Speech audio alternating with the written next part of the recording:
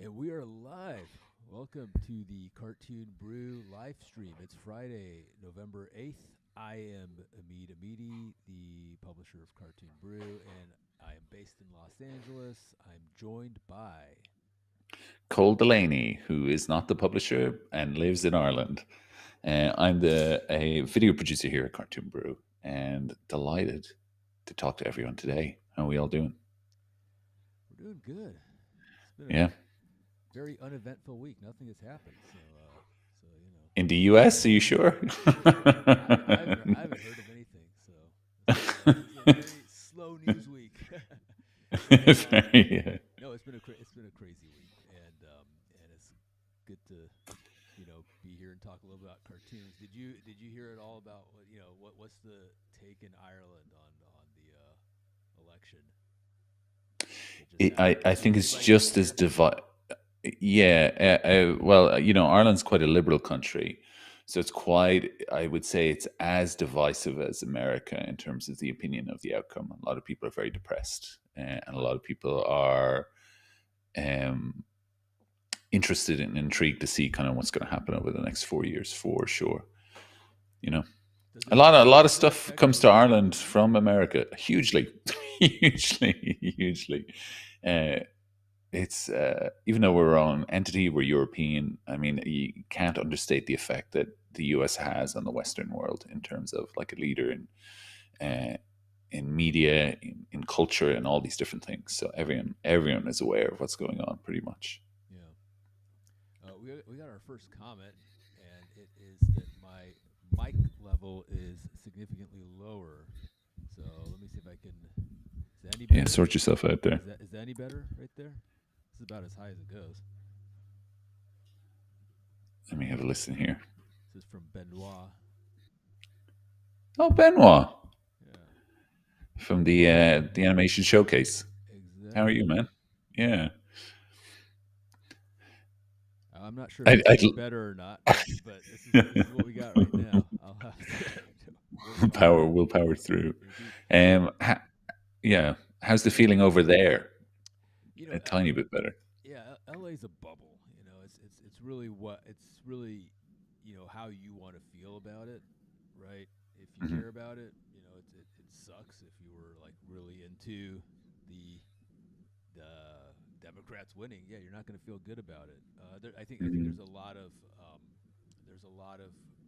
for minorities, for people who are on the fringes. There's a lot of fear about the future, but that was the first case with the first Trump presidency as well. So Hmm. it is what it And is. it did affect a lot for sure. The same as Brexit, like over for us over here. But I'd be curious, if some of the running things are about uh, re what's the term when you consolidate everything internally in a country, you just pull everything back in and just kind of focus on building the country up from the inside. And that would definitely affect us for sure because we get a huge amount of media. Like all the films I work on, they're all American, um, it might end it. I don't know if it would reverse this kind of fleeing of animation work outside of America for you guys. But then again, he's a businessman, right? He's very much focused on business and capitalism. He's a capitalist, so that means that the free market and free trade is also important economically globally. So I don't know how it'll play out at all. So Yeah, good luck, everyone. I have no idea either in terms of the business side of it. I think in terms Mhm. of the content side, there's a kind of a tremendous opportunity for artists over these next coming years. We always say, America's incredibly polarized. There's people on the left and there's people on the right.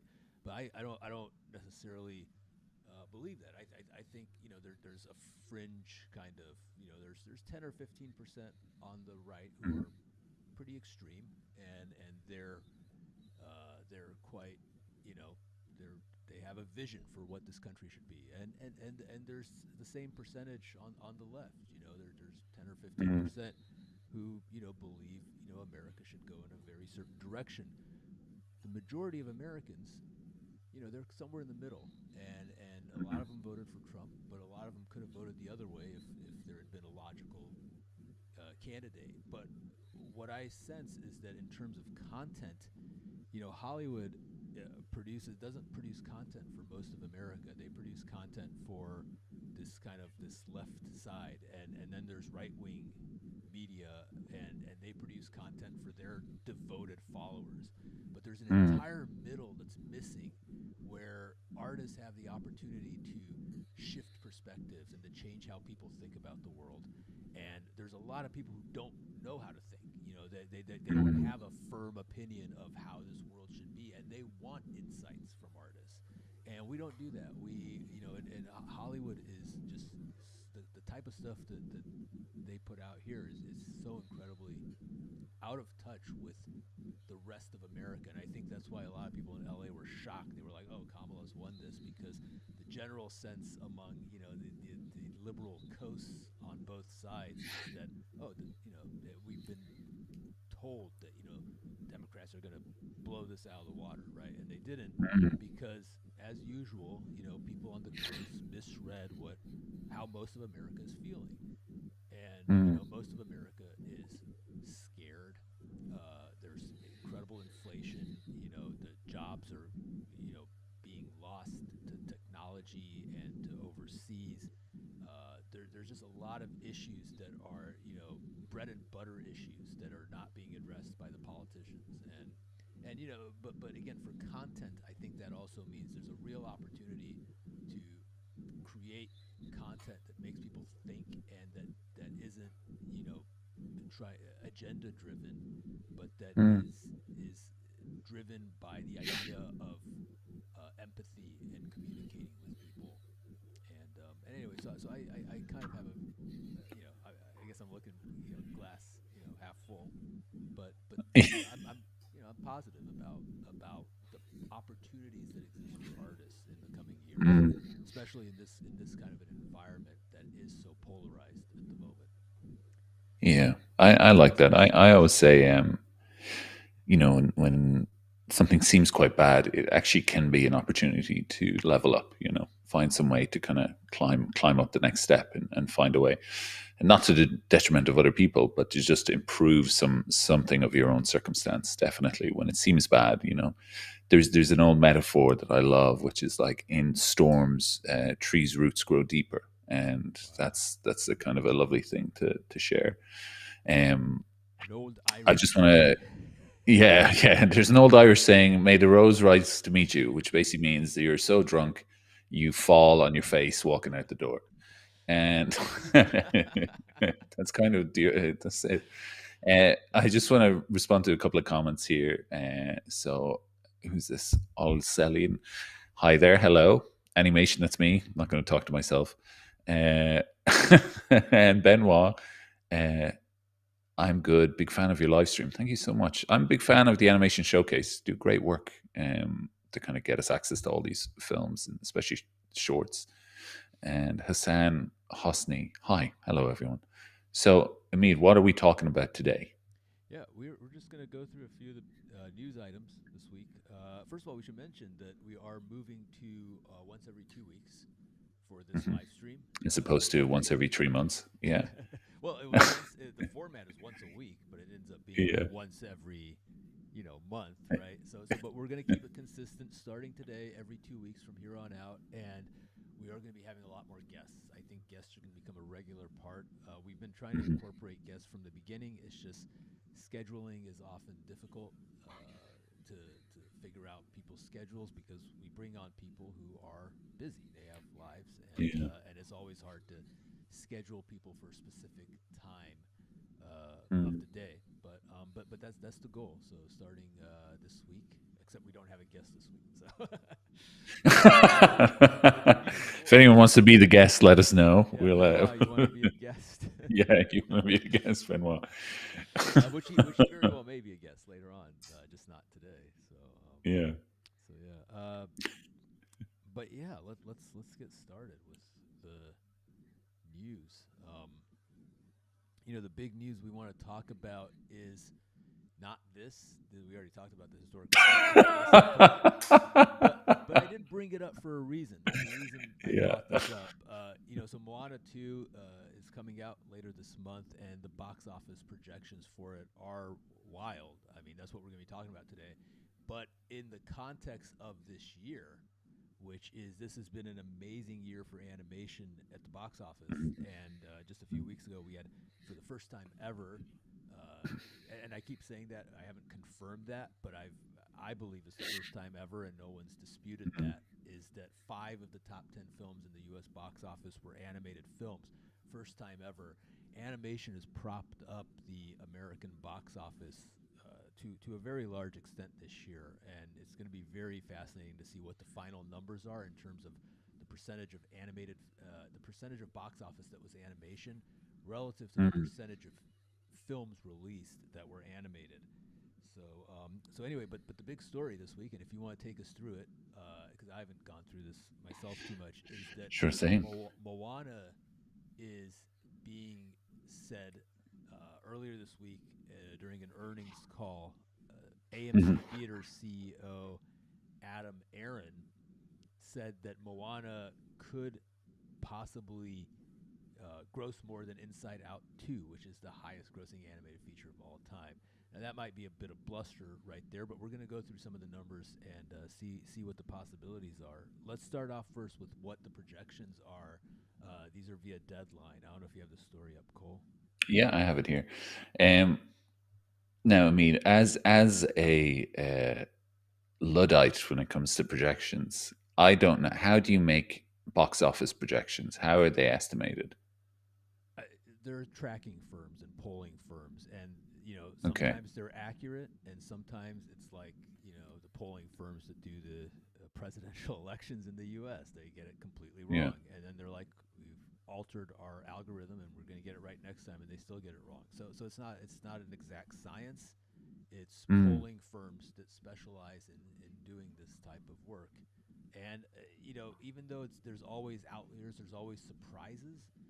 They do Yeah. tend to have a pretty good sense because I believe they use pre-sale data also, like sites that we're going to go through some of this, like Fandango Hmm. in the U.S., which you can pre-purchase tickets. They can kind of extrapolate from, oh, this film has sold this many pre-sales for the opening weekend. So there's some science to it as well. Mm. Okay, let me have a look at this. So, as we told you recently, Disney's Moana is heading to the best 5 day opening ever at Thanksgiving. Now, that's smart. Thanksgiving is a good one. Do you We have gave the do you, six. do you have this article? Oh, okay. Yeah, I'm reading that one, aren't I? Okay. Yeah. That's if you literally look at the first paragraph, that's where I was Oh, I got. Okay, reading yeah. from. So we gave a 6 weekend projection from Quorum and this morning tracker service Energy, great name, which reports 3 weekend out forecasts. I don't know what that means.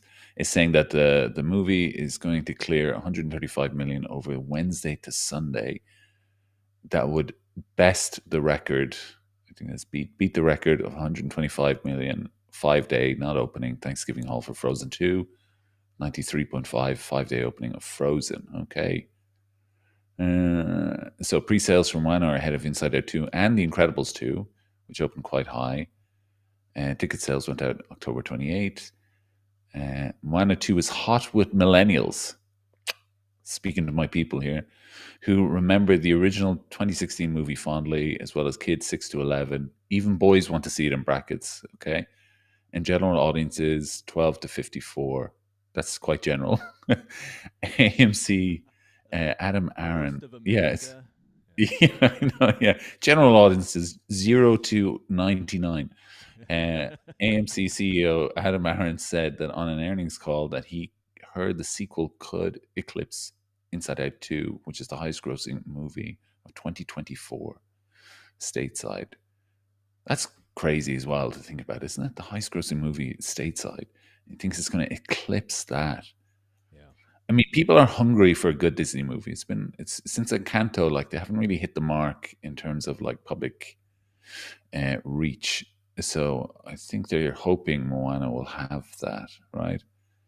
So let's go through some of the other numbers that we're seeing that Yeah. support the first. Before we get into it, let's see what numbers support this. So what we're seeing is Fandango, which sells Hmm. tickets, says that it has surpassed Inside Out 2 as the best first day animated ticket pre-seller of 2024. There's a Uh, Guinness World Record unpronounceable statement if I've ever heard one. So it just say that again. It's the So the film has surpassed Moana in first day ticket pre-sales and broken into the top 5 best first day ticket pre-sellers of the year, joining okay. Deadpool and Wolverine, Wicked, and Dune Part 2.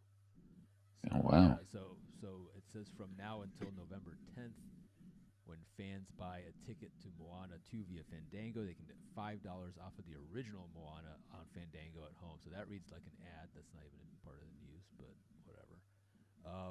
So anyway, it's doing well in pre-sales. That's one piece of information that we have. Now, what I Mm. find fascinating about all this is that Moana, the first one, was not it was quite successful, but it was not what you would expect to be performing like this on its second film. But it does speak to why studios are obsessed with franchises because if you can build one film out that is successful, the following ones could potentially do far better. The first Moana, when it came out, we can look. Mm. Let's look at where it's ranked. It's only the 32nd highest grossing film in animation history. It's not in the top 10. Wow. It's not in the top 20. It's not in the top 30. It's 32nd. And Mm. globally, the film is 34th, right? So why are audiences all of a sudden obsessed with this film? Well, a big part of that I think has to do with streaming. This is a great Yeah. test case for how streaming can build an audience for a film. Um, Mm. last year, the top the top streamed film across all media, like across live action and animation, across any streaming platform, was Disney's Moana, the first one from 2016. An 8 year old, at Mm, that point, it was a 7 year old mm. film, was the top grossing film. Further to that, it's been in the top four of all streamed films over the last for 4 years straight now. So it's been building Wow, this. that's serious. It is. Yeah. It's been building this audience over time. Um, it scored Nielsen's all-time single-year high of 11.6 billion viewing minutes. Now, Mm. every person. Now, why is it so popular on streaming? I can't answer that. I don't know why. Because Yeah, I can't answer to that. Yeah. I actually thought, like I didn't think it was, it was a good film, but it's not the type of film that you go on it's gonna be a most streamed film of anything on the internet. Mm. I don't know. This is strange one. Yeah. And listen, my powers of prediction are not exactly accurate. I remember going to see Frozen and thinking, Let It Go is the worst song I'd heard in the movie. I was just like, what is this? No, they were all great songs, but it was such a tonal shift. And I was just like, I won't be hearing about this one again. I was so wrong. But then when I saw Encanto, uh, when they played "We Don't Talk About Bruno," for me, like I instinctively drew to this. I was like, "This is an incredible song," and of course, it was big. So, look, my predictions are about as 50-50. So I couldn't speak to why Moana is so popular. Um, Kids watch a lot on streaming. They do. They stream a lot. Um, they're always the content they consume is insane, and sometimes they're not even watching it; they just throw it on. Yeah. But it can be picked for a reason. There's usually picked for some kind of comfort if you're watching it over and over again. So I'm not sure why, but it definitely, to those numbers, it means that there's been some emotional connection made to it that people are looking to connect to again in the sequel, right? Absolutely, yeah. Mm. And what that is, I wish. Well, it's a good movie. I wish we It's knew. Yeah. good. It's good. Yeah, I What? don't know what it is. But here's what's interesting. I mean, when it came out in 2016, it was actually the third highest grossing Disney film of the year. They had Finding Dory, which was through Pixar, and Yeah, it's right up here, right? They had Zootopia, even Jungle Book, which was a hybrid film. that was the That yeah grossed more. remake. Yeah, and then you go down here, Moana, and this number doesn't seem right. The 206 million. I don't know if that's Mm. accurate. I thought it was 240 something. Let me see there. Yeah, it's 248. So actually, it shouldn't be. The actually box office mojo. Here's the thing with box office mojo too. You gotta be careful because a lot of their data between sets is often wrong. So it's Okay, that's great. well, if you look at here, it says 206, but it's actually 248. So it should have been the 11th highest grossing film. But doesn't it say 248 in total gross there across the line? Where? Oh, you're right. It If you does. just yeah So yeah, what am I looking at? that's total gross, and you're looking at Gross. gross. So maybe Okay, that's like so yeah. maybe gross is within 2016, and then total gross is when it stretched out into the Okay, 2017 so not results. not a Anyway, huge gap then. regardless, Yeah. it was not the highest grossing film, animated film. It was Disney's third highest grossing film of the year. Um, Yeah.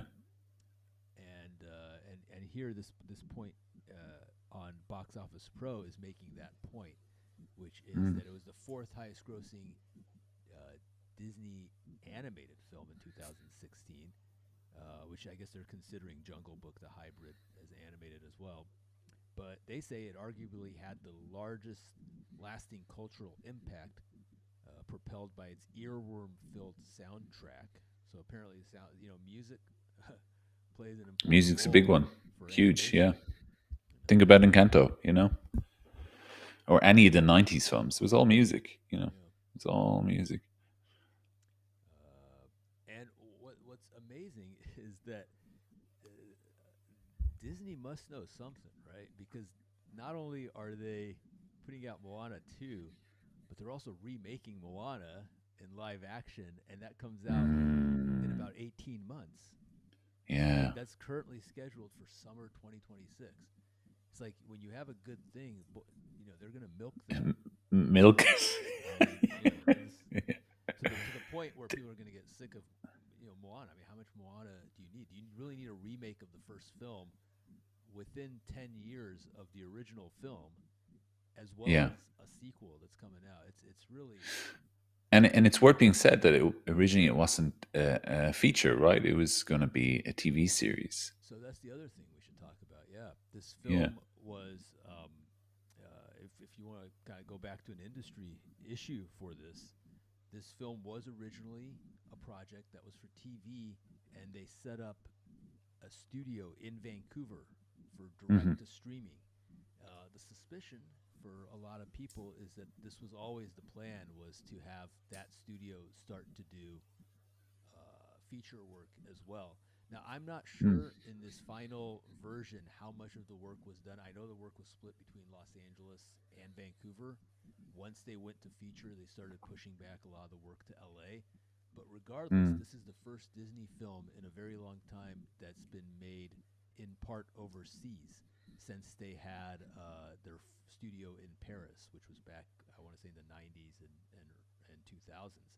They Hmm. moved everything back to the United States, but this is the first time a Disney animated feature in a very long time has been made in an international country, and that is a concern because that leaves Pixar as the only American studio that continues to make every single one of its films in the United States. Because Yeah. DreamWorks has also shifted away from that. They're now producing parts of certain films in different countries, and increasingly so. So if the film if the film does as well as we're saying it's going to do, uh, the message that Mm. management is going to take away from this is that we can save about 50 to 70 million dollars on each film. We don't need to make the entire film in LA. The first Moana was made entirely in LA. Here's a second film that's even more successful than the first film, made at a fraction of the budget. Hmm. That's the message they're going to take away, and that's certainly not great news for the LA animation industry as more and more feature work continues to shift a lot. So if I was an artist, I would have mixed feelings. I'd be like, yeah, that's great, this film. I hope it does really well, but also I'm gonna have less work if I'm an LA artist. It's kind of a Mm. double-edged sword. I'm going to look at a few comments here just while we're talking. So, Benoit, craving for Cartoon Brew live stream with perhaps nominated filmmakers later this year would be amazing. Sure would be. That's- sure would be. Celine, hope it will make a lot. Yeah, of course. And Benoit, Pixar had a studio in Vancouver at some point, right? They were making, I think that was for some of their Pixar Toon stuff, wasn't it? Like the planes and stuff like that, or was it Disney Toons? What was the name of the I, studio? I don't remember. I do know they set up a studio in Vancouver, and it lasted very briefly. I can't Yes. remember if that studio was after Disney bought Pixar or before. No, Mhm. I really can't remember.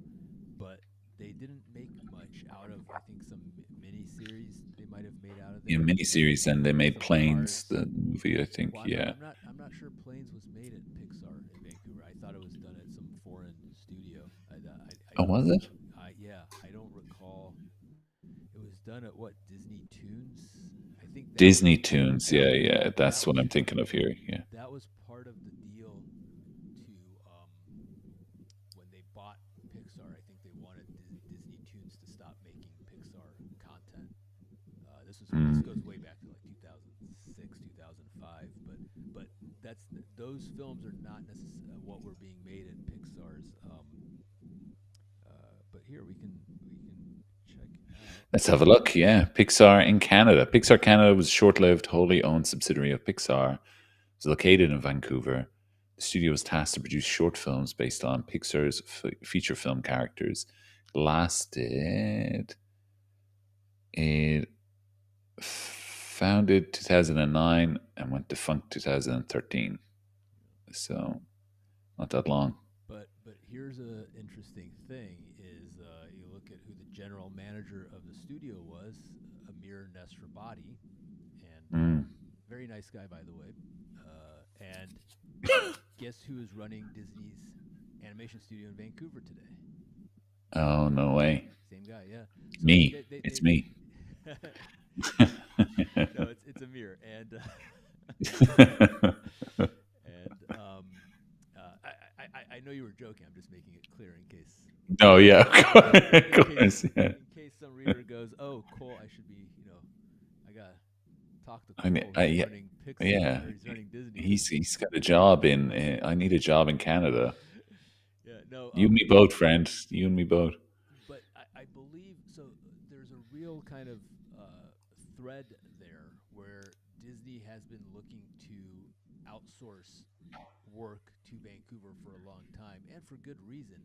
Hmm. Vancouver is the home of Sony Pictures Imageworks, which makes the Spider Verse films and the Sony animated films, and as well as a ton of other stuff. But they are really good at feature quality character animation. There's a lot of people Yes. there that can do that kind of work, and there's a lot of other CG studios there as well. But there's a really good base, whereas like other parts of Canada, like Toronto and Montreal, they don't necessarily have. Actually, Montreal does, but they don't have ImageWorks there. I think there's a real pool of talent in Vancouver that can do the kind of stuff that Disney needs. So they've been trying to do this now for, since 2009 at least, and it didn't work with Pixar, but this is something that companies do a lot. You try something out, you have an idea, it doesn't work, but then you adjust it a little bit and you try it again and it works the second time. And so it didn't work for Pixar, but it could potentially work for Disney right now. Yeah. What is like? I love that sentence. They seem to know something because Moana 2 or a Moana series is a really interesting gear shift, right? Then to switch it to a movie and then to have it projected to do so well. And we've been talking a lot about the Oscars race and we've been talking about The Wild Robot and Inside Out 2, but we still haven't really, and we have mentioned them, but we still don't know the impact Moana 2 is going to have, or even the Wallace and Gromit movie coming out. We don't know what they're going to do, because both of them seem like what do you call it? The Moana is projecting to do very well, and the Wallace and Gromit is getting incredible reviews. Like it's doing very well critically. So it's all up in the air. It is all up in the air. It's exciting, actually. It's very exciting to have such a wide variety of well regarded or high quality um, movies coming through this year. And we got Lord of the Rings still coming up. Oh yeah, didn't even December. think about it. Yeah. Didn't even think- and I even was talking to Andy Serkis and Annecy about it. I totally forgot about it. Anyways, I was trying to figure out right now what I was searching for was to find out when did Disney switch Moana from the series to a feature, and yeah. why. I mean, the why is obvious. I think they were looking at the streaming and going, "There's a real potential here for theatrical release." Hmm.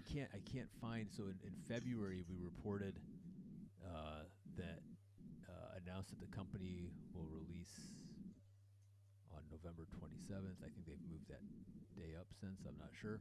But he says, we were impressed with what we saw and we knew it deserved a theatrical release. I Mm. know that the decision was made long before this past February. I'm trying to find out when. Um,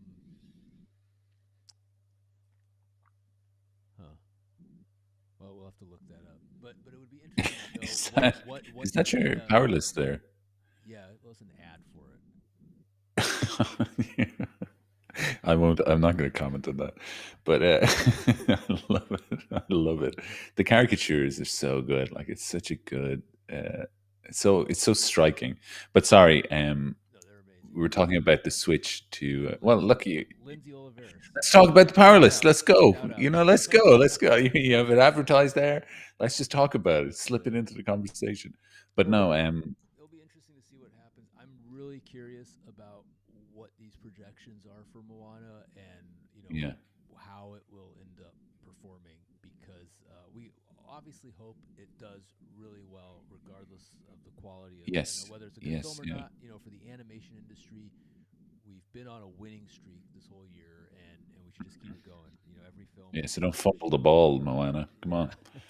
you know, the projections millions. Three people showed up.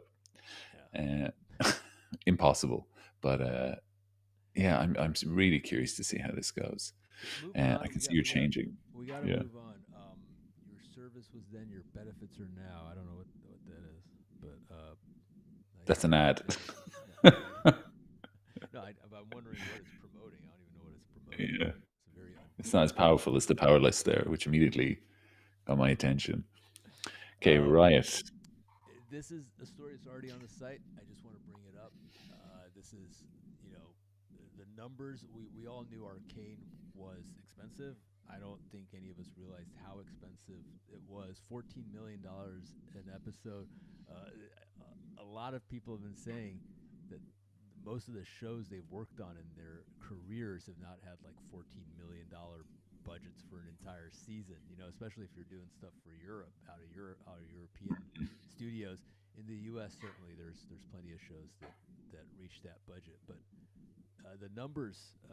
So this report that came out in Variety is said that they spent on 18 episodes. They've spent $250 million, which is just a mind-boggling amount for a series. Of course, it looks like it. Yeah, It looks like for an it's really animated good. series. Yeah. Yeah. If you go, is this feature quality, and 18 episodes times what, 40 minutes? Mm, It's actually a really good value if you look at, if you were making a feature film. Because they made like the equivalent of 6 or 7 features, right? hmm So it's not that bad if you look at it from that perspective. But from the perspective of a series and the amount of money to be made on a show, that's a lot of money. $80 million on the first season, $100 million on this upcoming second season, which premieres this week, and then they said they spent 50 to 60 million dollars in marketing on the first season, which is just Wow. not Yeah. Netflix, Riot Games. Netflix Mm, spent a fraction of that. They don't spend anywhere near that amount of money to promote a show. They'll put up a few billboards for it, hmm and do some, but they have too much content, right? Riot understood that, and they have a ton of money because they have League of Legends, which is their profit Yeah. engine, and Yeah. they were like, we're just going to spend a lot of money on this. And I remember during the awards season for the Emmys and the Annies, they were spending a lot of money with Cartoon Brew, but not, obviously not the 50 million that they spent. I wish we'd gotten Well, that. Knowing how much they spent now, I'm a y- little worried. They should have you, spent me, both of 250 me. more, right? but Um, but they did spend a nice amount, yeah. and it's a really interesting. I remember when Green Eggs and Ham, that Netflix show that everyone forgot about, hmm came out. That at that point, that was a very expensive show. It cost something like $60 million for the first season, and Mm, everyone talked about how that was a ridiculous amount of money. But then you have this, which is even more than that now. mm, And what's funny is, like, the Green Eggs and Ham. Who's even talking about that anymore? Like these yeah. films, you spend a ton of these shows, you spend a ton of money, and they disappear into the algorithm on a streaming service. Mm, Arcane, to its credit, has a built-in fan base. The show is beloved by many, and it's made a bit of a cultural impact. People watch hugely. Yeah. arcane style shows now. So I think if you're going to spend that amount of money, this is probably the best outcome you can have. Yeah. And it was, I mean, the cultural impact was huge. The kind of the visual elements that they wove into that show. But it's also a really good story. Like I was, because I used to play League of Legends back in the day. You know, I was curious about this show. I hadn't heard much about it, and I watched it, and I was blown away. I was just like, this is it hits all the story beats properly. But you know, Riot Games are always good at putting out cinematics. They hired Glenn Keane to do one of their cinematics before, and he Hmm. produced this stunning, you know, typical Glenn Keane style about Lux. Uh, I think it's called Lux Eternia or something, whatever Oh yeah, I name remember he's put that. on it. Yeah, and it's just beautiful. So they've always been experimenting with styles. And I remember when they would drop cinematics, just as kind of like tests, because the world is very rich and the characters are really interesting, and people tend to gravitate towards certain characters that when they would drop cinematics and you're really curious about this and how it is, but then to actually dive into the world that they've created, that IP that they have, and make a really solid show, but not be precious about what they have, like because they altered some of the storylines, and just said we actually have something really interesting here, and then on top of that, to put in the visual development that like pushed it to the next level. You know, really, it was so on the page. So when I heard it was announced that they were only making a second season, and then that was it. I remember because it was around the time of Fantasy. Everyone was just like, "What the?" You know, they're like, are you serious? This is a cash machine. Just keep going, keep going." But then when you see the actual cost of it, you're just like, "Oh, actually, I now I see why." You know, the length of time and the money. Well, also, if you read the article, it said that they had initially planned this for a 5 season arc, the show, and they Exactly. decided they Yeah, can't do it because it costs too much. costs But too much. but Yeah. the part of the reason it cost so much was they had not produced entertainment animation before, right? And from what I can understand in the article is that they had pipeline issues where they had Mhm. a lot of staff that was waiting for scripts and for the season to be written, and it wasn't written yet. And so you have a lot of artists sitting around and a lot of people redoing stuff because they're rewriting parts of the story as they're in production. So I mean, it's very basic stuff that should Yeah, have been you can't do that in done. animation. No, You you just can't. can't. Right? So You just have people sitting around and for no reason. You have there. You know, I mean, in live action, we get rewrites all the time, but you then just shoot it, right? You know, everyone's there ready to put it together, and all you have to do is just change the dialogue or change a certain action, and that's all that is. And then you shoot it and you move on. Animation, obviously, is totally different. You can't just rewrite something like that when you're in the middle of something that's significant. If they're all sitting around waiting, you know, if there's dialogue change, you have to read lip sync. If it's not too heavy a show, that's slightly different. You might change the acting slightly, but generally that's just wasteful. You know, it really and is just shoveling money away. not only is it wasteful, it happens way more often than you would think. Like I know Mhm. stories of people sitting around uh, working on films for over 6 months, just Mhm. getting paid and not doing anything because they're Yeah. waiting for and What a what dream. Am I happens. right, guys? I know, Yeah. I know. I was actually jealous when he told me. I was like, oh wow, you know, I was. He was like, just like reading books all day long, you know, just because most people work from home, so they can't even watch you, right? You're just it's like a vacation, right? But anyway, my point being is that a lot of times you have these kind of nightmare production scenarios, and then what Mhm. comes out is also instantly forgotten, right? It just goes into the Mhm. waste bin of history. And so at least in this case, you know, What a phrase. Yeah. Sorry, go on. waste bin of animation history, right? No, no, but at least in Yeah. this case, it seems like a kind of a tumultuous production, but people are looking forward Mm. to it, and this Yeah. new season might even exceed the first season in terms of graphic ambition. So, maybe it works out. At the end of the day, it's however you get to there. Did you do something that Mhm. was worthwhile and that people resonated with people? And so Arcane, for all these challenges and the fact that they had to cut 3 seasons out because they misplanned the production. If they can get two amazing seasons out of it and people love it, well, maybe it'll Yeah, work that's so out. worth it. Yeah, That's especially like especially if it's a loss leader for your games, right? If you get more people into yeah. that world to spend money on your skins and the different things that you're selling, Wow, that's a you'd love pretty this good. game. I mean, I can tell. Yeah. Yeah, I do.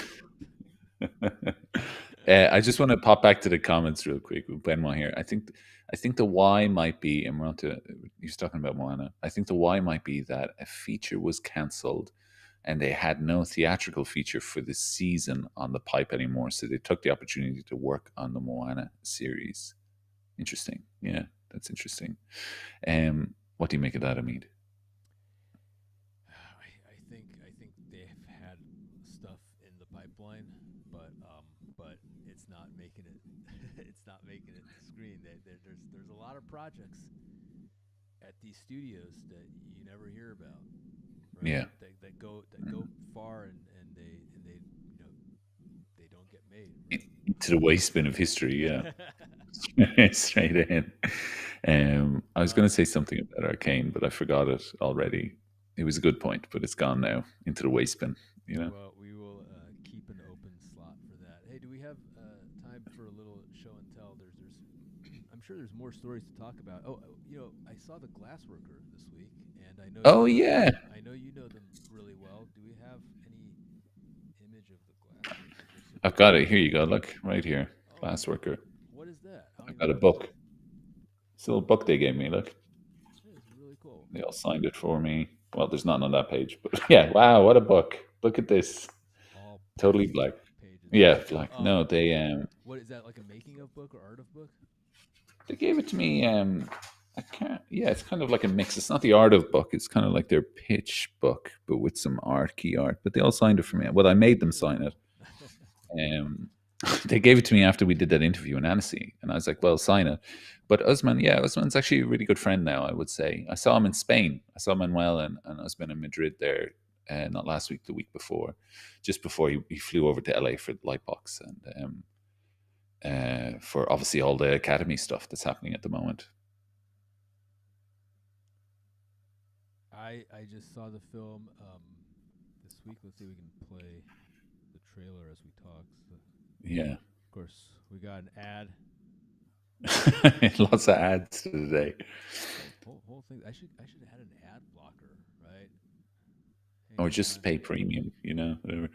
The That looks good. Yeah, you can just see the right. So as this is watching, I'll just give everyone context again for anyone who doesn't want it, right? Or doesn't know it. Sorry, anyone who doesn't want it can get off the stream. But it's the nobody in this studio knew how to animate.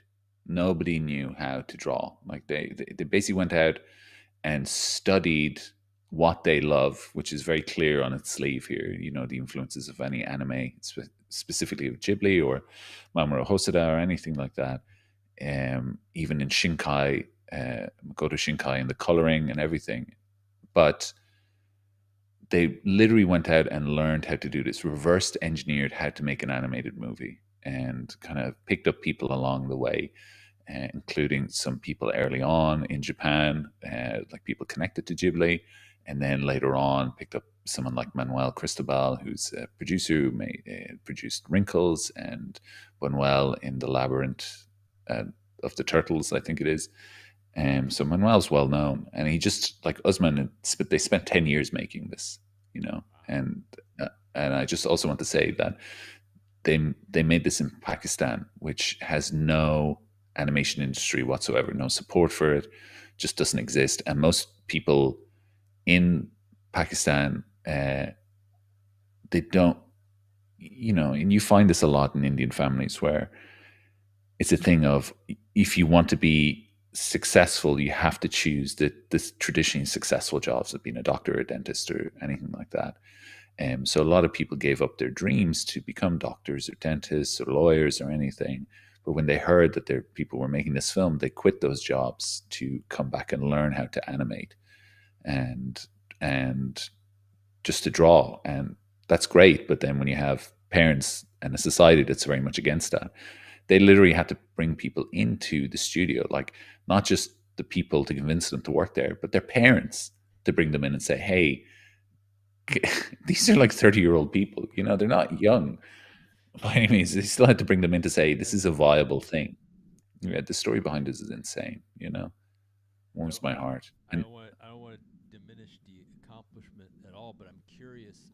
In the mhm, credits, I did notice that there were some other foreign studios listed as well for key animators. I don't know if these yeah, are in the Philippines or in Japan, but I'd be curious. At what stage did they enter the production, and what was the breakdown of work? Because part of the reason for my curiosity is because the film is mhm, so incredible as an accomplishment. Like yeah, I don't see how, if you're making an animated feature for the first time, even if you're passionate and dedicated. I mean, if you spend 10 years, possibly you can teach yourself anything. But this is a very accomplished film, mm, and I thought, pacing wise, there was some, could be a little bit more paced a little bit differently, but mhm, just the story was very well told. It's far superior to so many films that you see from people who have made films for a very long period of time. These guys mm, did so well on their first try, and I'd really be curious to how they you know how they learned how to do this. It's mm, quite impressive, and also, um, not only how they learned how to do this, but how do you even fund something like this? Like in mm, Pakistan, were they just using their own family money, or how does that? How do you even make something like this? It doesn't seem like they had a lot of funding. There's not a lot of funding like places listed, and certainly Pakistan doesn't have like funding yeah. agencies for this type of work. So it's quite fascinating just how they I pulled think, this I off. think, yeah. I don't know if I'm giving away trade secrets here, and I'll be given out to, but I think the budget was in around 3 million for something like this. Wow, And as in to the how they U.S. had, yeah, yes, and I think Wow, that's incredible. That's a how great price. how they raised it was like through a myriad of different ways, Yeah, to do it, and benefactors, and uh, but they all learned. Like, even the producer on this is Usman's cousin, yeah. Hizer, I met and him this week. Yeah, he's great. He's great, top class. He studied business, but Usman, when you are around him, he's just this force of nature. Like, you just kind of get sucked in and drawn into it. So, and his family are very artistic. Like, I had him on my podcast, Animators Breakfast, and after I went to see the premiere at Annecy, and we sat down afterwards and we talked it through, like the next day, how he's feeling and creating the movie, um, and the release schedule for it and everything like that, because I think because it's now part of the Academy voting, you can view it through the Academy platform, or they have to do screenings. So you went to a screening, did you? You saw it theatrically? I went to a private screening for Yeah. Academy members. So outside of the fact that you can watch a film on the Academy screening platform, they also have screenings privately for Academy members. And in this Hmm. case, the Uzman and other people were there as well. So yeah. Hmm.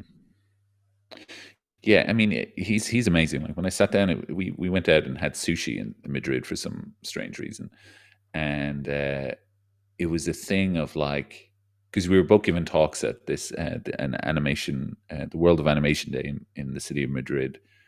He was talking about the glasswork, and I was talking about how to promote your content to media, and eventually it just became a talk about how to network, basically, right? And afterwards, we were just hanging out, and I was just asking him these exact same questions as well, to be like, what's the story? And I was just like, Osman, it's a very tough year in the Oscars for a film. And he was like, look, the whole way through this film, I've been told by people that it's a stupid idea, that it's not going to do anything, it's not going to make anywhere. He was like, why give up now? Just keep pushing, just keep going. He was just like, I don't expect a nomination, but you never know. And if you're not in the race, then you're never going to win it, or at So least get some kind of mention. So what's interesting is that the film is also the entry for Pakistan for Best International Feature. So it's actually competing in two races. It's competing in Mm, the international race as well as the animated feature race. Now I would say the international race is much harder because Hmm. it's live action and they're not going to usually go for animation. But certainly on the animation side, I would put this in the top 10 in terms of Hmm. nomination potential. It's a top 10 film for me.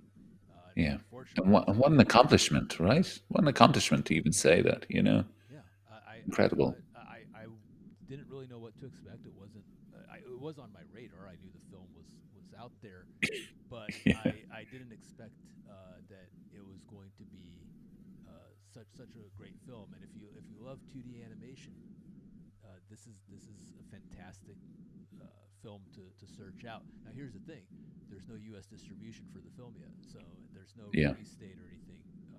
But we're definitely going to keep people posted, and Yeah, we'll 100%. find Yeah. out more. I think it's only released in like Pakistan. It's still in theaters. You know, there's only like Usman told me that in the whole country there's only something like 63 screens, not cinemas, screens. Wow! So, so there's very little.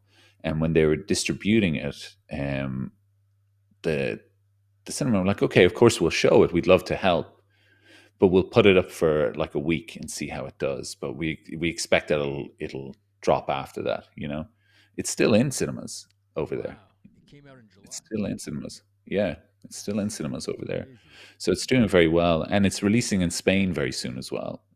Nice. It's got a Spanish release too. So I look, I harp on about this film all the time just because of the love and heart that went into it. It's a film where you can definitely see the strengths and limitations. It's all up on screen. It's all there. You know, they're not hiding anything. They're just like, we tried our best with what we had, and this is what we came up with. You know, and for a first outing, doesn't get any better than this, really and truly. You know. Yeah. Yeah, one of the things that kind of stood out to me is the film is about artistic craft. It's about Mm, glassworking, right? And yeah. a lot of times in a film about artistic craft, you don't show the actual craft, like that's a sub part of it. But here they actually spent a lot of time uh, showing kind of the process, and I found that really interesting, where it was kind of Mm, that they meditated on the process of this creating these glass, and actually the glass working does figure into the plot later on as well. Like it's yeah. actually a plot point, but it wasn't just some hook where it's like, oh, he's a glass worker, and then we're going to tell you this other story. It Mm, actually was a very beautiful story. Again, pacing wise, that might be what hurts it. I think I would have structured it a little differently as the story, but hmm. nevertheless, it works and it's an Yeah. incredible accomplishment. So yeah, I just want to put that on people's radars, and I'm glad Yeah, that lovely. you And seem to I'll love the just film. share one last thing about it, right? From a technical animation standpoint, if you're animating something, you don't include these things when you're limited. Playing music intricately, accurately, you know, whether it's piano or violin, animating sand particles, you know, insane things to do. You know, also glass, like trying to get translucency and transparency across, and color and shape and form, morphing, just tremendously difficult things to do. And they're some of the best studied things in the whole film. You know, there's definitely limitations in character animation. You see it. But when you get to this other stuff, you know, you can see even the drawings in those and how it's flipped. And I'm just like, you really didn't make it easy on themselves at all. Like they're not hiding a lot. Now, Usman says that choosing an anime style actually kind of helped them because it makes things a lot more static. So you're not dealing with camera moves a lot, right? But when they do, um, and they have that turnaround, it's still very well controlled, right? There's still good work in there. So technically, again, just I mean, there like playing a violin, it's just insane. The and would say things like they'd be like, okay, so we have this really difficult thing in here, and he's like, okay, well, we'll just do it, and just pushes through to get it done. So yeah, no, it's good. I'm glad you put it on people's radar because I think it's just again, it's beyond anything I could do. You know?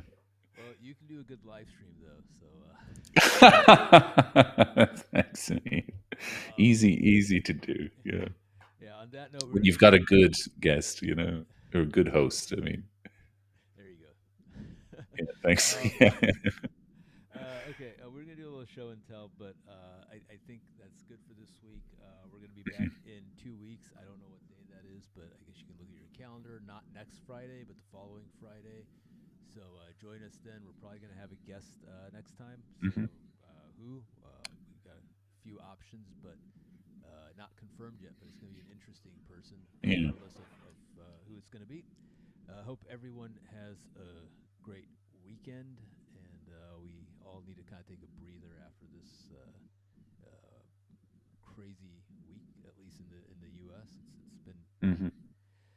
uh, quite a week. So so have a great weekend, everybody. Cole, hope you have a great weekend too. Thank you. Yeah. You too. You too. I hope your weekend is terrible, actually. No. No. Have a good weekend, everyone. Thank you so much. Thank you.